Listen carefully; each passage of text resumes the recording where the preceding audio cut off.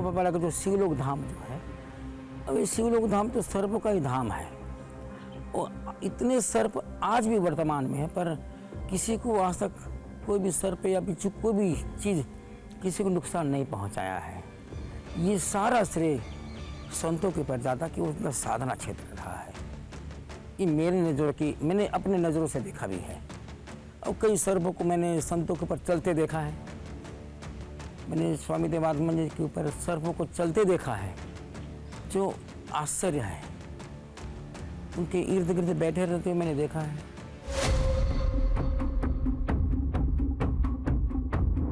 अगला पड़ाव इस पहाड़ के ऊपर था।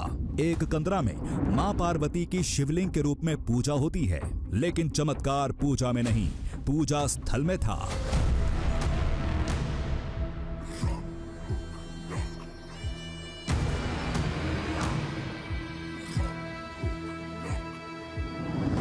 गुफा वाला मंदिर साल में केवल एक दिन खुलता है।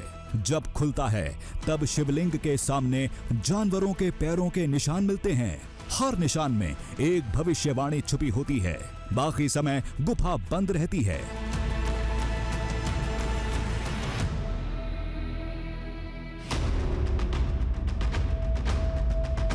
कपाट बंद करने से पहले अपन लोग रेती छिड़क देते हैं। रेती को छिड़क करके उसको पूरा झाड़ू से प्लेन कर देते हैं और प्लेन करते करते निकलते हैं, ताकि हमारा निशान वहाँ पे मत छूटे। फिर साल में एक बार जब कपाट खोल के मंदिर के अंदर प्रवेश करने के लिए हम यहाँ से समिति द्वारा 5-6 लोगों का नॉमिनेट किए रहते हैं। उन लोगों को प्रवेश करके पदचिन्ह, साल में एक बार पदचिन्ह दिखता है वहाँ पे। तो पदचिन्ह देखने के लिए हम 5 लोग या 6-7 लोग जैसा भी हम लोग चयन करे रहते हैं, उन लोग देखते हैं, फिर वहाँ चिन्ह दिखता है।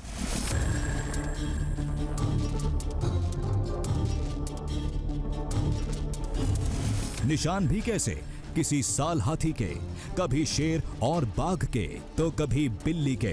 अब बंद कंदरा में बिछी रेत पर ये निशान कैसे बनते हैं, ये कोई नहीं जानता। लोगों के मुताबिक ये सब यहाँ की शिव शक्ति का चमत्कार है। हर साल मैंने मेला दिन दिखता है।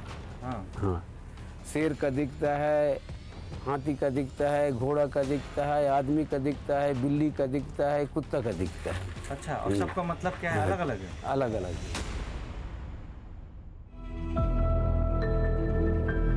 अभी मंदिर बंद था। हम केवल उसे बाहर से देखने आए थे, इस जगह को महसूस करने आए थे।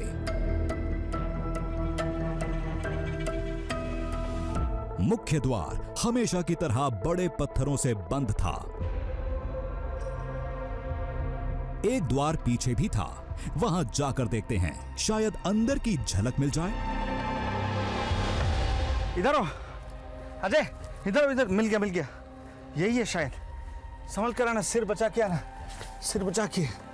यहाँ रास्ता बंद तो है, लेकिन देखो ऐसा लग रहा है कि इंसानों ने इस रास्ते को बंद किया, यानी ये उसी गुफा का हिस्सा होगा। एक हिस्सा खुला दिख रहा है।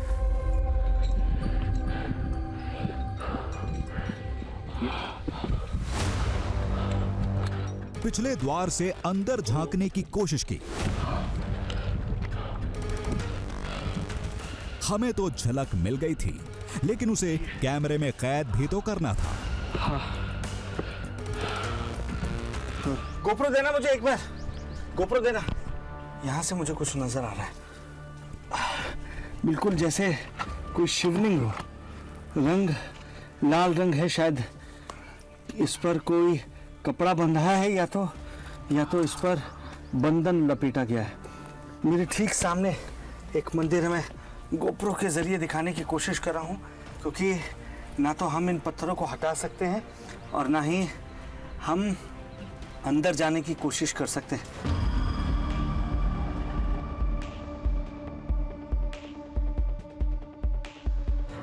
अंदर एक शिवलिंग नुमा शिला थी। हम पिछले हिस्से में थे, इसलिए उसके आगे बिछी रेत नहीं दिख रही थी, जिस पर निशान उभरने का दावा किया जाता है। और ये वो शिवलिंग है जो पार्वती के रूप में यहाँ पर पूजे जाते हैं। यानी आप कह सकते हैं कि अर्धनारीश्वर रूप आपने शिव का सुना है, लेकिन ये शिव का पूर्णतः देवी रूप है। और यही वजह है कि ये जो लिंग है इसे देवी के रूप में पूजा जाता है। हर मायने में ये जगह अद्भुत थी और अद्भुत था इस धाम से जुड़ा दावा। निशान हर साल बनते हैं, हर साल उनकी व्याख्या होती है और दावे के मुताबिक हर साल वो सच साबित होती रही है। इस वर्ष का पद चिन्ह था बिल्ली।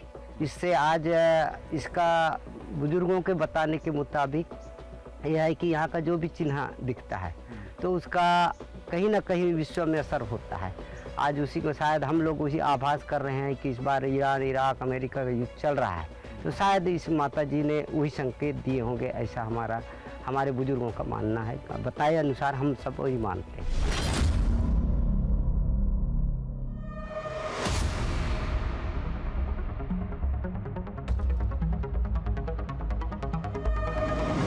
इन दो शिवालयों से जुड़ी मान्यताओं ने हमें सोचने के लिए मजबूर कर दिया था। ये सब कोई इत्तेफाक था या वाकई यहाँ की धरती में कुछ अलग बात थी? आसपास और भी कई धाम थे, लेकिन अब वक्त नहीं था। कल नंदिनी से मुलाकात होने वाली थी। कल उस मुलाकात के बाद ही शिवलिंग की हकीकत सामने आएगी।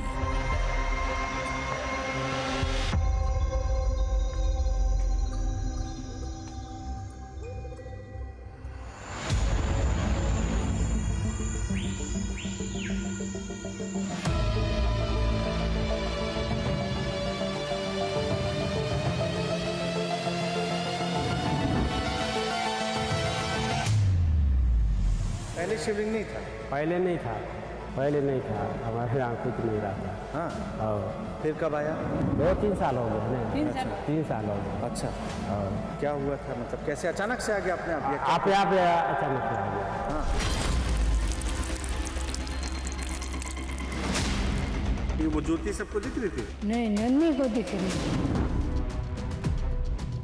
सुबह होते ही लोगों की कहानी फिर से शुरू हो चुकी थी, लेकिन आज नंदिनी हमारे साथ थी।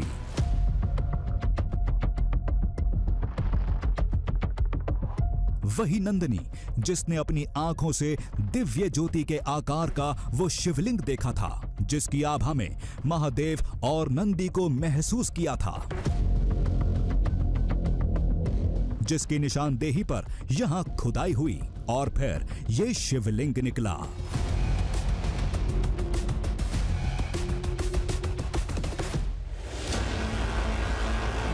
अब सारी कहानी हम इस बच्ची की जुबानी समझना चाहते थे, ठीक वैसे ही जैसा हुआ था, ठीक वहीं से जहां से दिखा था।